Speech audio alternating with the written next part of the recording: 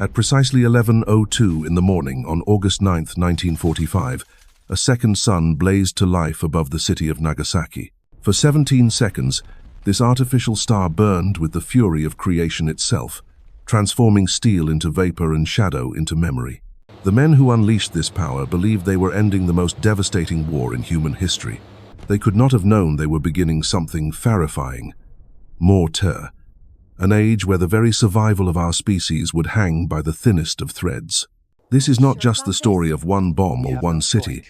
This is the moment humanity crossed a threshold from which there could be no return.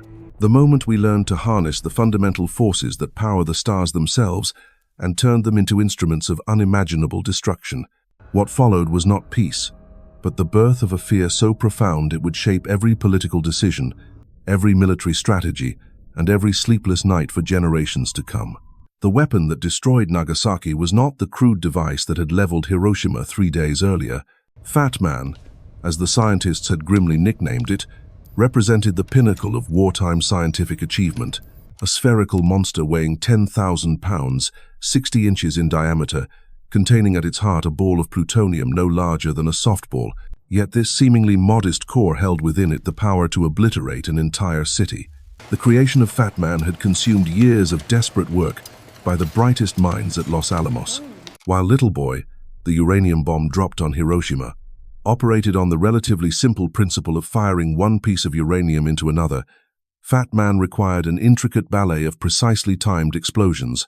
32 explosive lenses had to detonate with perfect synchronization, creating an implosion wave that would compress the plutonium core to critical mass in microseconds. The margin for error was non-existent. A delay of even a millionth of a second would result in a nuclear fizzle rather than the devastating explosion the mission required. Major Charles Sweeney piloted Bockscar, the B-29 superfortress carrying this technological marvel, through the morning sky over Japan.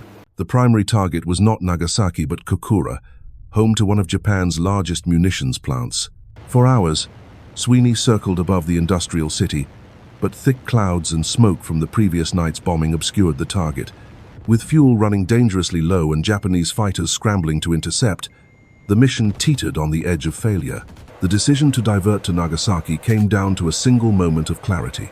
As Bockscar approached the secondary target, Bombardier Captain Kermit Beahan peered through his bomb sight at an impenetrable blanket of clouds. Then, as if the heavens themselves had chosen this moment, a hole opened in the overcast sky.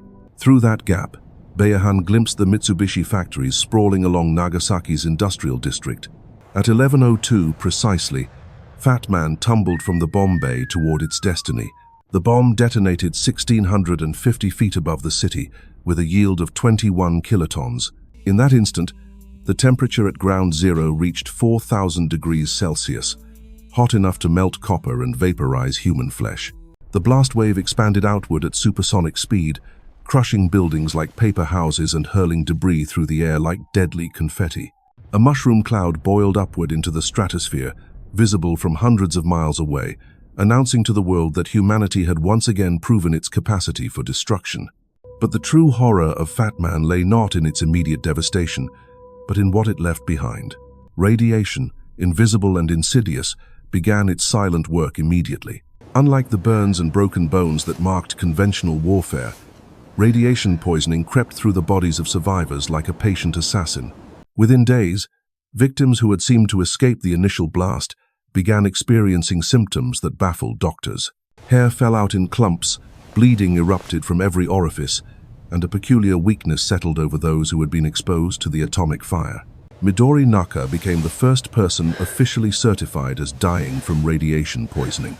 Located just 650 meters from Hiroshima's hypocenter, she had survived the initial blast and managed to travel to Tokyo before succumbing to what doctors were beginning to call atomic bomb disease. Her death marked the beginning of a new chapter in human suffering, one that would stretch across generations. The immediate casualties were staggering. 74,000 people died in Nagasaki by the end of 1945, though the mountainous terrain surrounding the city had somewhat contained the blast compared to the flatter landscape of Hiroshima. Within 1 kilometer of ground zero, human bodies were instantly crushed against walls by the blast wave, suffering multiple fractures and organ ruptures. Those caught in the open were carbonized by the direct heat rays, their shadows burned permanently into concrete and stone. The death toll estimates remain imprecise because there were simply no bodies left to count near the hypocenter. The heat and energy had literally vaporized the closest victims, while many others died seeking relief in Nagasaki's rivers, their bodies swept out to sea with the tides. Most victims died without any medical care to ease their suffering, and tragically, some of those who entered the cities after the bombings to provide assistance also died from radiation exposure. Yet even as the mushroom cloud dissipated and the immediate fires were extinguished, the true implications of what had occurred were only beginning to unfold. The atomic bombing of Nagasaki was not merely the culmination of the Manhattan Project or the final act of World War II. It was the opening gambit in a far more dangerous game that would define the remainder of the 20th century and beyond. Soviet intelligence had been tracking American atomic research long before Fat Man detonated over Nagasaki. When President Truman casually mentioned to Stalin at the Potsdam Conference that America possessed a new weapon of unusual destructive force, the Soviet leader showed little surprise. He had already ordered his own atomic program to accelerate, understanding that America's nuclear monopoly represented an existential threat to Soviet power. The destruction of Hiroshima and Nagasaki sent shockwaves through Moscow that had nothing to do with seismic waves. Soviet scientists and engineers, many of them already working in secret on atomic research, received new urgency and unlimited resources. The race was on to develop a Soviet bomb before America could leverage its nuclear advantage to reshape the post-war world order. What neither American nor Soviet leaders fully grasped in those early days was the profound psychological transformation that nuclear weapons would impose on human civilization. The atomic bombings had not simply ended one war, they had fundamentally altered the nature of warfare itself. For the first time in history, a single weapon could destroy an entire city. A small number of such weapons could potentially end human civilization. The implications were staggering and would only become clearer as the months and years passed. Military strategists on both sides began calculating not just how to win wars, but how to survive them. Political leaders faced decisions where a single miscalculation could result in the annihilation of millions. The atomic age had begun, and with it came a new kind of terror that would haunt every subsequent generation. The shadows burned into the concrete of Nagasaki would prove to be more than mere reminders of atomic fire. They were harbingers of a future where entire populations would live under the constant specter of instantaneous annihilation. Within weeks of Fat Man's detonation, the first reports began filtering out of Japan that defied everything medical science understood about warfare injuries. Victims who had appeared healthy in the immediate aftermath of the bombing began dying in ways that horrified even battle-hardened physicians. Hair loss struck first, followed by bleeding from the gums and nose. Then came the hemorrhagic fever, the vomiting that wouldn't stop, and a peculiar weakness that seemed to drain the very life force from survivors. Japanese doctors, working with limited resources in a devastated nation, struggled to comprehend what they were witnessing. The symptoms resembled nothing they had seen before, though some noted similarities to patients who had received excessive X-ray treatments. What they were observing was radiation sickness, on a scale never before recorded in human history. The biological devastation extended far beyond the immediate victims. Children exposed to atomic radiation began developing leukemia at alarming rates, first appearing around 1947 and reaching peak incidence between 1950 and 1954. But the cancer epidemic was just beginning. After a decade of apparent normalcy, survivors started developing thyroid, breast, lung, and other cancers at rates far exceeding normal populations. The atomic bombs had not simply killed and maimed hundreds of thousands, they had fundamentally altered the genetic code of those who survived. Dr. Robert J. Lifton, studying the psychological aftermath years later, identified a condition he termed death in life among survivors. Many hibakusha, as the atomic bomb survivors came to be known, reported feeling as though they had died in that flash of light, but somehow continued existing in a liminal state between life and death. The psychological trauma proved as persistent as the physical damage, with anxiety and depression haunting survivors for decades. Some found themselves unable to work consistently, fired from jobs when employers learned of their exposure, carrying not just the physical scars but the social stigma of atomic survival. Yet even as Japan struggled to comprehend the magnitude of what had been unleashed upon Hiroshima and Nagasaki, The true global implications were crystallizing in, and military installations laboratories around the world. The Soviet Union, despite American hopes that nuclear monopoly might last for years, was closer to achieving its own atomic capability than anyone in Washington suspected.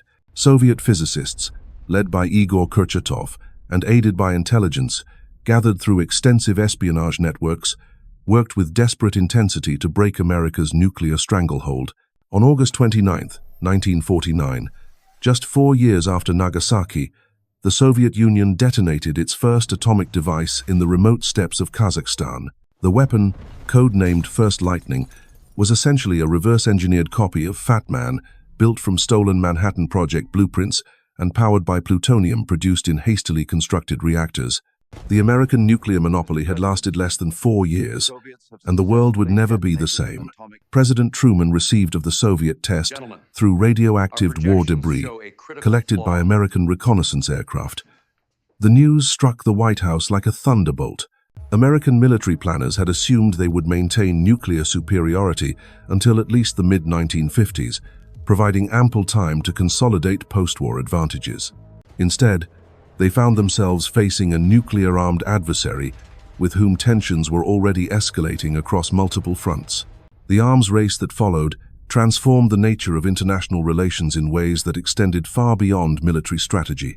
Both superpowers began stockpiling weapons of unprecedented destructive power, each seeking to maintain strategic advantage through sheer numbers and technological superiority. The hydrogen bomb, developed by both sides in the early 1950s, dwarfed even the atomic weapons against Japan. Where Fat Man had yielded 21 kilotons, the first hydrogen weapons produced explosions measured in megatons, thousands of times more powerful than the bombs that had ended World War II. Military doctrine evolved to accommodate this new reality through concepts that would have seemed like science fiction just a decade earlier. Mutually assured destruction emerged as the defining strategic principle of the Cold War era, based on the terrifying logic that neither side would dare launch a nuclear attack, knowing it would result in their own annihilation. The acronym MAD seemed grimly appropriate for a strategy that relied on the threat of global suicide to maintain peace. Civil defense programs sprouted across both superpowers as governments grappled with how to protect civilian populations from atomic attack. American schoolchildren practiced duck and cover drills, learning to hide under desks at the sound of air raid sirens. Families constructed backyard bomb shelters stocked with canned goods and water, preparing for a nuclear winter that might last for months. The psychological toll of living under constant threat of atomic warfare permeated every aspect of society, from popular culture to urban planning. President Eisenhower warned the nation about the dangers of what he termed the military-industrial complex, recognizing that the nuclear arms race was creating powerful vested interests in continued weapons development. Defense contractors, research institutions, and military bureaucracies all found their fortunes tied to the perpetual expansion of atomic arsenals. What had begun as a desperate wartime project to defeat Nazi Germany had evolved into a self-perpetuating system that seemed to have acquired a life of its own. The Cuban Missile Crisis of October 1962 brought the world closer to nuclear war than most people realized at the time. For 13 days, American and Soviet leaders engaged in a deadly game of nuclear brinksmanship while their respective militaries prepared for what could have been the conflict final in human history. Soviet missiles in Cuba could reach American cities within minutes, while American Jupiter missiles in Turkey posed an equivalent threat to Soviet territory. The crisis ended with both sides stepping back from the abyss, but the experience left leaders on both sides deeply shaken by how close they had come to mutual annihilation. Behind the scenes, military commanders on both sides had pushed for more aggressive action. Soviet submarine B-59, armed with a nuclear torpedo and unable to communicate with Moscow, nearly launched its weapon before being stopped at the last moment by Deputy Brigade Commander Captain Vasily Arkhipov. Had that torpedo been fired, it might have triggered the global nuclear exchange that both superpowers were desperately trying to avoid. The near miss over Cuba forced both superpowers to confront the reality that their nuclear arsenals had grown beyond any rational military purpose. By the early 1960s, both the United States and Soviet Union possessed enough nuclear weapons to destroy each other many times over. The concept of overkill became grimly literal, as strategists calculated that their combined arsenals could render the planet uninhabitable for human civilization. Yet the weapons continued to proliferate. Britain developed its own atomic capability in 1952, followed by France in 1960 and China in 1964. Each new member of the nuclear club increased the complexity of deterrence calculations and multiplied the potential pathways to accidental war. The exclusive atomic monopoly that America had briefly enjoyed after Nagasaki had given way to a world where multiple nations possessed the power to end human civilization. The technology that had been unleashed over Nagasaki possessed a momentum of its own, driving innovations that made Fat Man seem primitive by comparison. Scientists on both sides of the Iron Curtain pushed the boundaries of destruction with the enthusiasm of children playing with increasingly dangerous toys. The hydrogen bomb represented a quantum leap in devastation, harnessing the same fusion reactions that powered the sun itself. Where the atomic bombs dropped on Japan had split heavy atoms apart, these new weapons forced light atoms together, releasing energy on a scale that dwarfed even the most optimistic predictions.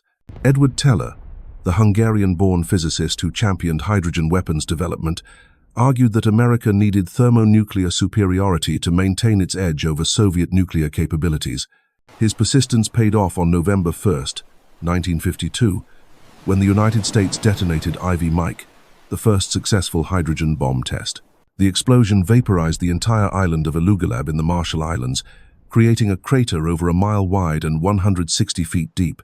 The mushroom cloud rose to a height of 57,000 feet, visible from hundreds of miles away. The Soviet response came faster than American intelligence had predicted. On August 12, 1953, less than 9 months after Ivy Mike, the Soviets detonated their own hydrogen device. Unlike the American test, which required a building-sized apparatus to function, the Soviet weapon was compact enough to be delivered by aircraft.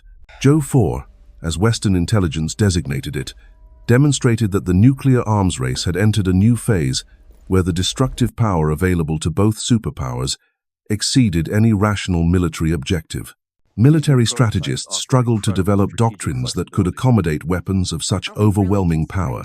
The concept of tactical nuclear weapons emerged as planners attempted to find battlefield applications for atomic explosives. Artillery shells, torpedoes, and even shoulder-fired rockets were designed to deliver nuclear payloads against enemy forces. The line between conventional and nuclear warfare began to blur as military leaders contemplated conflicts where atomic weapons would be used as casually as artillery barrages. NATO exercises in the 1950s regularly incorporated simulated nuclear exchanges, with commanders calculating acceptable casualty rates in the millions. The Pentagon developed elaborate scenarios for fighting and winning nuclear wars, complete with target lists that included every major city in the Soviet Union. Soviet planners reciprocated with their own strategies for nuclear conflict, viewing atomic weapons as the ultimate expression of socialist industrial might against capitalist imperialism. Yet beneath the strategic calculations and military posturing, a deeper transformation was occurring in human consciousness.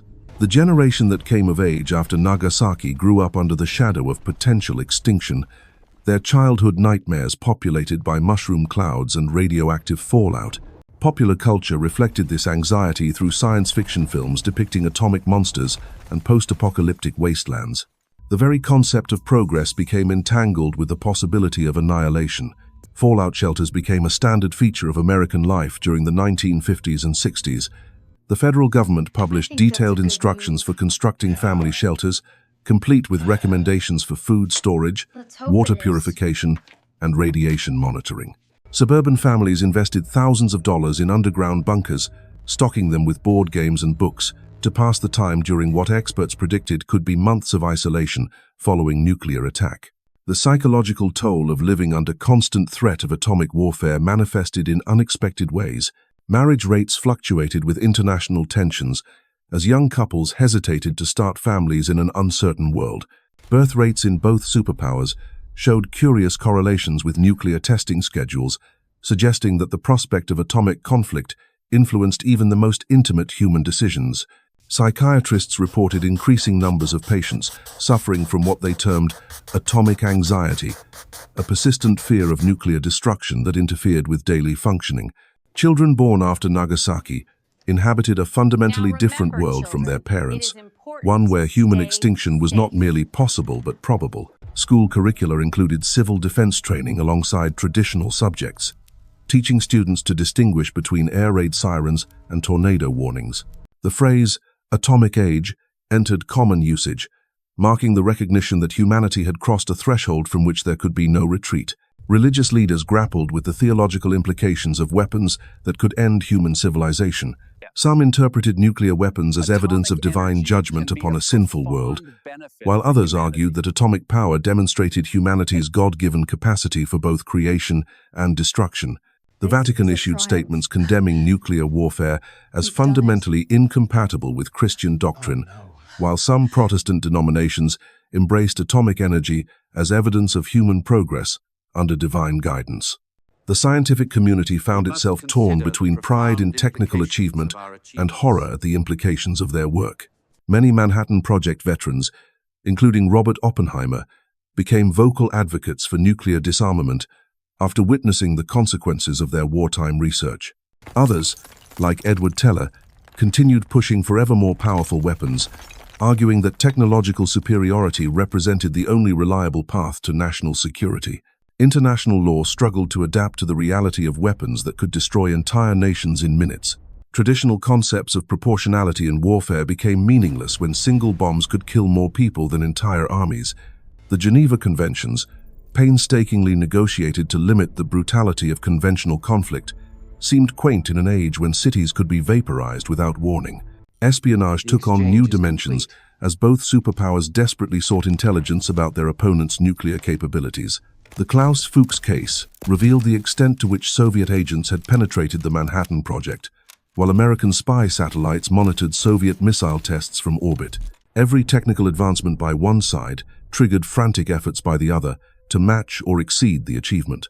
The atmospheric testing programs conducted by both superpowers during the 1950s and early 60s scattered radioactive fallout across the globe. Strontium-90 appeared in children's milk, while cesium-137 contaminated agricultural products thousands of miles from test sites. The concept of global contamination entered public consciousness as detect scientists traces of atomic fallout in Antarctic ice and deep ocean sediments. Public opinion began turning against atmospheric testing as the health consequences became apparent. The 1,954 Castle Bravo test exceeded its predicted yield by more than double, contaminating a Japanese fishing vessel and several Pacific islands with radioactive fallout. The crew of the Lucky Dragon No. 5 suffered radiation sickness, with one member dying from complications months later. The incident sparked international protests and contributed to growing pressure for a nuclear test ban treaty. Nikita Khrushchev and John F. Kennedy found themselves inheriting nuclear arsenals that neither fully understood nor completely controlled. Both leaders discovered that the weapon systems they commanded had acquired an institutional momentum that made rational decision-making increasingly difficult. Military advisors on both sides pushed for aggressive policies, arguing that nuclear superiority was meaningless unless potential adversaries believed it would actually be used. The concept of nuclear winter emerged from scientific studies of large-scale atomic exchanges, suggesting that even a limited nuclear war could trigger global climate disruption. Smoke and debris from burning cities would block sunlight for months, causing worldwide crop failures and potential human extinction through starvation rather than radiation. These findings added a new dimension to deterrence theory, suggesting that nuclear warfare might be suicidal even for the apparent victor. Underground testing replaced atmospheric detonations as both superpowers sought to continue weapons development while reducing public exposure to radioactive fallout. Massive excavation projects created subterranean test facilities where nuclear devices could be detonated without releasing contamination into the atmosphere. The Nevada test site became a moonscape of craters and tunnels, while the Soviet Union carved similar facilities from the permafrost of Novaya Zemlya. The nuclear submarine revolutionized strategic thinking by creating platforms that could remain hidden beneath the oceans for months while carrying enough firepower to destroy entire continents. The USS Nautilus, launched in 1954, demonstrated that atomic power could propel vessels underwater for unlimited distances. Soviet submarine technology advanced rapidly, creating underwater fleets capable of launching nuclear missiles from positions close to enemy coastlines. Arms control negotiations became a permanent feature of superpower diplomacy, as both sides recognized the need to manage the nuclear competition before it spiraled completely out of control. The Partial Test Ban Treaty of 1963 prohibited atmospheric nuclear testing, while the Non-Proliferation Treaty attempted to prevent additional nations from acquiring atomic weapons. Yet even as diplomats worked to limit nuclear spread, both superpowers continued expanding their arsenals at an unprecedented pace. The atomic sun that had blazed over Nagasaki had illuminated a path that humanity seemed compelled to follow, despite growing evidence that it led toward collective destruction. Each technical breakthrough brought new possibilities for annihilation, while each diplomatic initiative struggled to contain forces that appeared to have acquired their own inexorable logic emerged from the world. That ashes of that Japanese city bore little resemblance to the one that had existed before, transformed by technologies that made gods of mortals and mortals of gods. From that moment at 11:02 on August 9th, 1945, when Fat Man blazed to life above Nagasaki, humanity stepped across a threshold that forever changed our existence. What began as an effort to end one war became the genesis of a terror that would define every generation to follow. The shadows burned into concrete that day were not merely remnants of atomic fire, but prophecies of a future where our very survival hangs in the balance of decisions made in distant capitals by fallible leaders wielding the power of the sun itself.